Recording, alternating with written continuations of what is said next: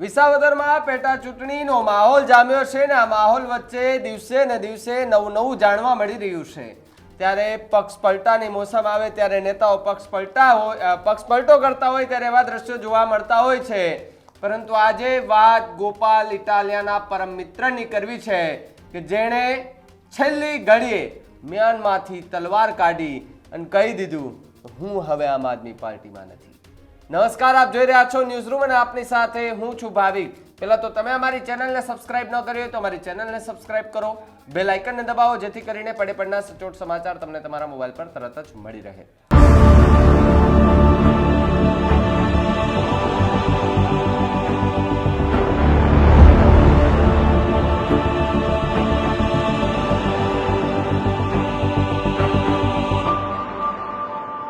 ચૂંટણીના માહોલ વચ્ચે મોટા નેતાઓ નાના કાર્યકર્તાઓને સાચવવા માટે કેટલું કરતા હોય છે, પરંતુ જેવી ચૂંટણી પતે એવા નાના કાર્યકર્તાઓનું કોઈ સાંભળે ન સાંભળે મને નથી ખબર।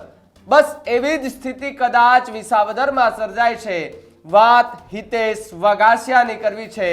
હિતેશ વગાસિયા કે જે આમ આદમી પાર્ટીના એક બહુ સારા કાર્યકર્તા છે, હવે છે કે હતા એ હિતેશભાઈ જાણે અને આમ આદમી પાર્ટી જાણે, પણ સમાચાર મળ્યા છે કે અપક્ષમાં તેમણે ઉમેદવારી નોંધાવી છે ને આજે પ્રેસ કોન્ફરન્સ કરવાના છે। પ્રેસ કોન્ફરન્સ કરીને કંઈક મોટો ધડાકો કરવાના છે તેવા એંધાણ દેખાઈ રહ્યા છે। હવે શું ધડાકો કરે તો પ્રેસ કોન્ફરન્સ આવે ત્યારે જ ખબર પડે, પણ હિતેશ વગાસિયા એ ભેસાણ વિસાવદરની આસપાસના વિસ્તારોના જાણીતો ચહેરો છે।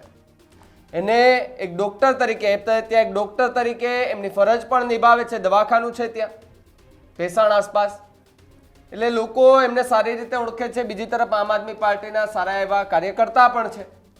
મને એવું લાગે છે કે કદાચ એમને આ ચૂંટણી લડવાના અભરખા હતા, ટિકિટ ન આપી એટલા માટે થઈને અપક્ષ ઉમેદવારી કરી। સવાલો એ ઊભા થઈ રહ્યા છે, પણ સવાલ બીજો એ પણ ઊભો થઈ રહ્યો છે કે ગ્રામ્ય વિસ્તારના એ લોકો, એ કાર્યકર્તાઓ, જેમ કે વાત હિતેશ વગાસિયાની છે તો હિતેશ વગાસિયા કે જે જુનાગઢ, ભેસાણ, વિસાવદર સાથે સાથે આસપાસના ગ્રામ્ય વિસ્તારોના લોકો સાથે હળીમળીને રહેનારા માણસ છે। એ ત્યાંની રાજનીતિને પણ જાણે છે, ત્યાંના લોકોને પણ જાણે છે, લોકોના મિજાજને જાણવાના પ્રયત્ન કરે છે।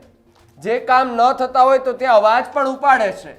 આમ આદમી પાર્ટી કેવી રીતે આવા લોકોને સાચવી નથી શકતી એ તો મને નથી ખબર, પણ ગોપાલ ઇટાલિયાની સાથે રહેનારા માણસ, એમની પડખે ઉભનારા માણસ, પરમ મિત્ર કહેવાતા હિતેશ વગાસિયા અપક્ષમાંથી ઉમેદવારી કરવાની વાત કરી ત્યારથી જ વિસાવદરનું રાજકારણ ગરમાયું છે। અને હિતેશ વગાસિયા ન માત્ર એક નાનો કાર્યકર્તા એને જાણવો જોઈએ, પણ એ વિસાવદર, ભેસાણ આસપાસના જે વિસ્તારો છે ત્યાંનો ખૂબ સારો એવો ચહેરો પણ છે।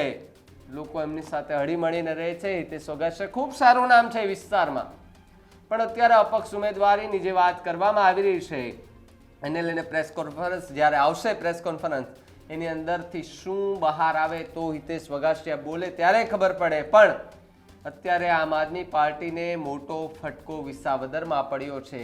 આ સૌથી મોટા સમાચાર છે। હિતેશ વગાસિયાને જો તમે ઓળખતા હોય અને એમના કામ સાથે તમે કેટલા સહમત હોય કમેન્ટમાં ખાસ જણાવજો। જોતા રહેજો ન્યૂઝ રૂમ। નમસ્કાર।